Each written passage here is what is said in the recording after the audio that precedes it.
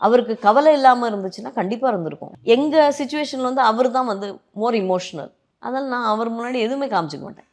இவன் விஷயத்துக்கு அவர் முன்னாடி நான் என்றைக்குமே அழுதது கிடையாது. பிகாஸ் நான் உடஞ்சா அவர் உடஞ்சிருவாருன்னு தெரியும். அதனாலேயே நான் என்ன பிரச்சனையாலும் சைலண்டாக இருப்பேன்.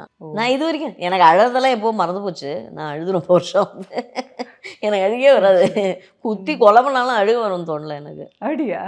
என்ன வலியாக இருந்தாலும் நான் அழுறது நிறுத்தி ரொம்ப வருஷம். நிறைய பேர் அப்படி தானே, கோவம் வந்தால் கூட அழுக வரும் தானே பெண்களுக்கு. நிறைய பேருக்கு அழுது அது வந்து நிறைய பேர் அழுது சாதிப்பாங்க. அதுதான் புத்திசாலித்தனம். நமக்கு வராது.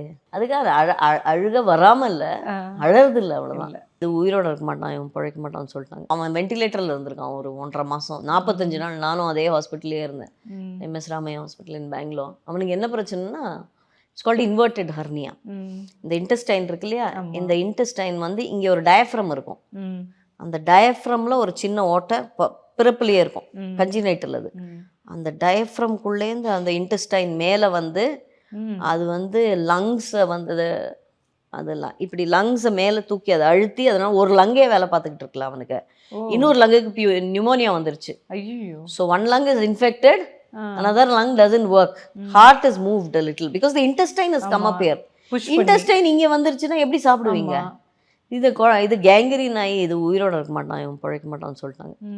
நான் அதையும் தாண்டி அதையும் he has fought for almost. அதனால என்ன பண்ணாங்க, இந்த டயஃப்ரம்மை வந்து இந்த இன்டெஸ்டைனை கீழே தள்ளி டயஃப்ரம் இழுத்து தைச்சு அந்த ஹார்ட்டெல்லாம் பொசிஷன் வந்து the lung started functioning again. அதெல்லாம் till the age of 13 or 14 அவன் வந்து மாதம் அதுவும் இந்த ஊர் குளிர் கேட்கணுமா, மாதம் அவனுக்கு வந்து சளி பிடிச்சா போகாது. Because his lungs were not working. அது மாதிரி. So for 45 days I was in the hospital. 45 days நீங்களும் ஹாஸ்பிட்டலே நான் ஒரு ரூம் எடுத்து நாளைக்கு உயிரோடு இருப்பானே டெய்லி இருக்கும். நான் கிட்டத்தட்ட நான் நினைக்கிறேன் இப்போ அவனுக்கு 16 வயசு, 15 வருஷம் நாங்கள் தூங்கவே இல்லை 2 பேரும். தூங்கினதே கிடையாது. எந்த இரவுமே தூங்கலைன்னா நான் இதனால இல்லை, கவலையினால இல்லை. அவனும் தூங்க மாட்டான், எங்களையும் தூங்க விட மாட்டான். எப்படி நீ ஒரு குழந்தை அழுதுகிட்டே இருந்தால் எப்படி தூங்குவீங்க? அவனுக்கு வந்து இந்த நோஸ் பிரிட்ஜ் இந்த இடம் ஃப்ளாட்டாக இருக்கும். அது பார்த்த உடனே சொல்லிட்டாரு, this is the Wolf Hirschhorn syndrome child. உலகத்துலேயே ஏதோ 2000 பேரோ தான் இருக்காங்களாம். அவர் வந்து நீங்களும் காரணம் இல்லை, அவரும் காரணம் இல்லை, யூ ஆர் ஜஸ்ட் அன்லக்கின்னாரு. ஓகே, ஜெனட்டிக்காக யாருனாலையும் இல்லை, அது குரோமோசோமல் ப்ராப்ளம். அந்த XY குரோமோசோமில் ஹெட்டு கட் ஆயிருக்கு. தெரியறதுக்குள்ளே இதெல்லாம் ஆயிடுச்சுன்னு வச்சுக்கோங்க. எல்லா கோவிலுக்கும் போயாச்சு, எல்லாம் யார் தாயத்து கொடுத்தாலும் வாங்கி கட்டியாச்சு, யார் திருநீர் கொடுத்தாலும் வச்சாச்சு, யார் குங்குமம் கொடுத்தாலும் வச்சாச்சு.